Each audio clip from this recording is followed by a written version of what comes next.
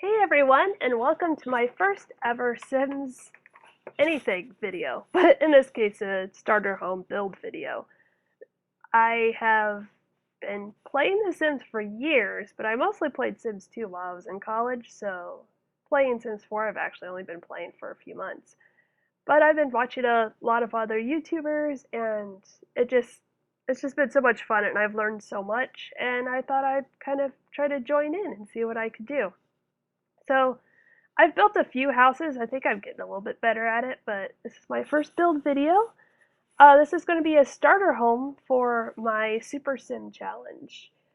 My poor little Simone is going to be put through the ringer as I try to max out her skills and get her through every career, get all the reward points, and do a little bit of everything. So this is where we're starting in this cute little one bedroom, less than 20,000 million house.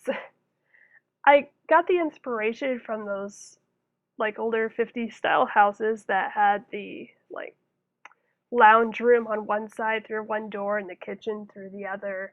So, so your guests would go to the fancier part and not see the rest of your house necessarily. Um, this isn't quite going to play out that way, obviously, when it's all said and done. I just like that style, so I wanted to see what I can do.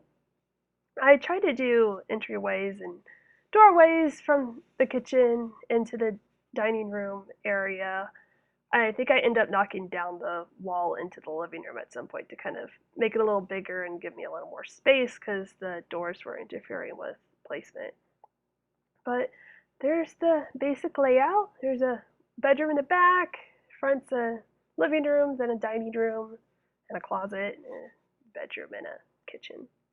So went ahead and placed the bed just to make sure I had enough space around it, and then I went back to do the roof.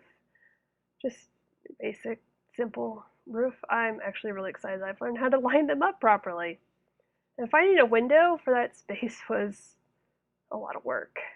I I'm so glad we have the little like half moon window. It's so super cute. And then I wanted to put something over the porch. I thought I wanted to put a roof there, but it got rid of my window and I couldn't get it down flat enough.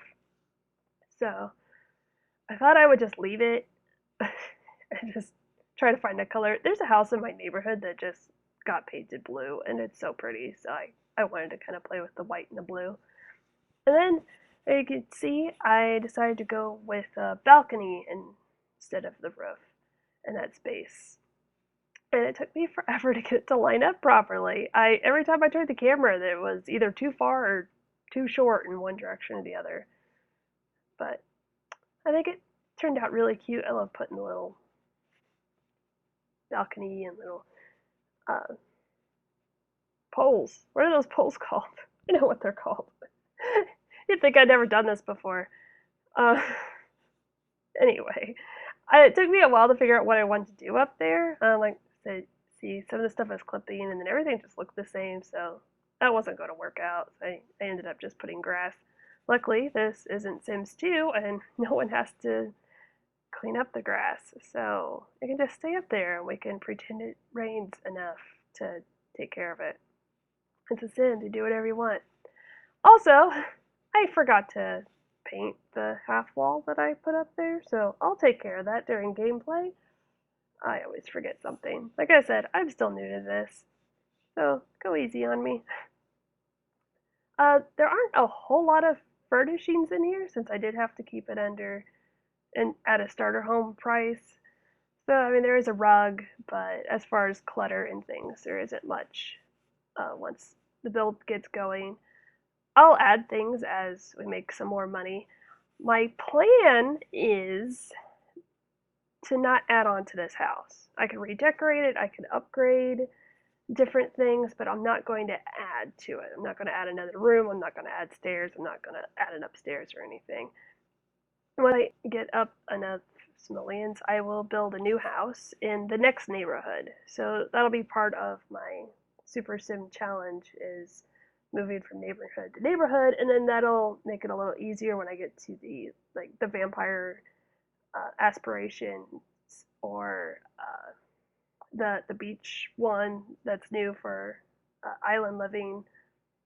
Cats and dogs will be easier to get pets and pick up strays while I'm in Brindleton Bay. So that'll just be another level of fun that I'm adding to it all, and I'll get to build more houses, which is fun.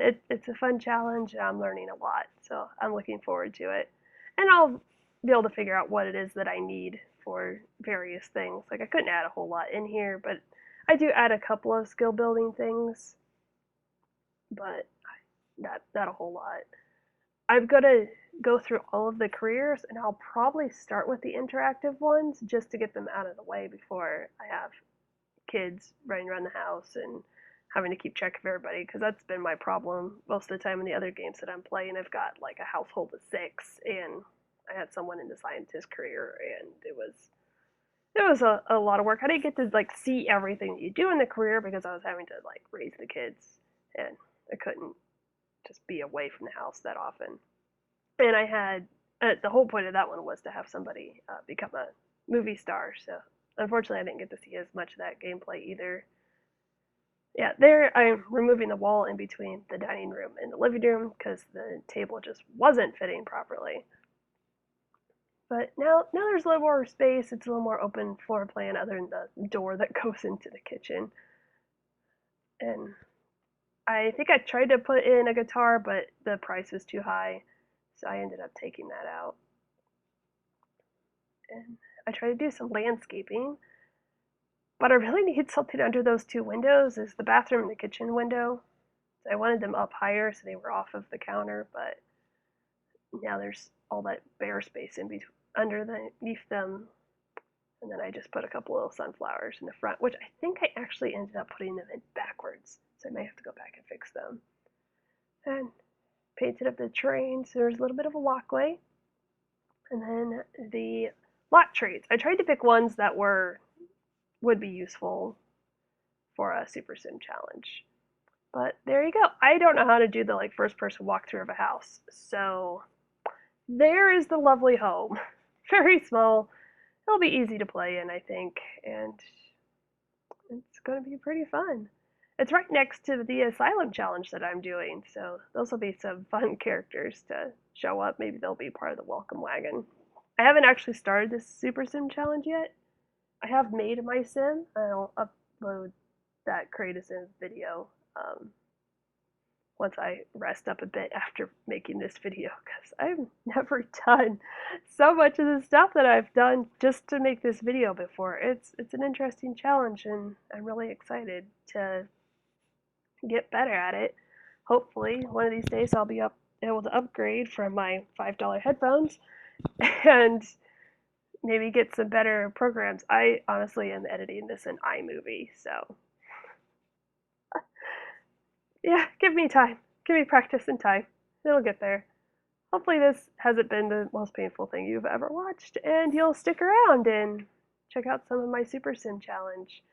And you can download this house from the gallery, Cricket 126. I've got a couple other houses you can see there that I've built. And thanks for watching this. Hope you made it all the way through. And if you want to see more, please subscribe. Toodles!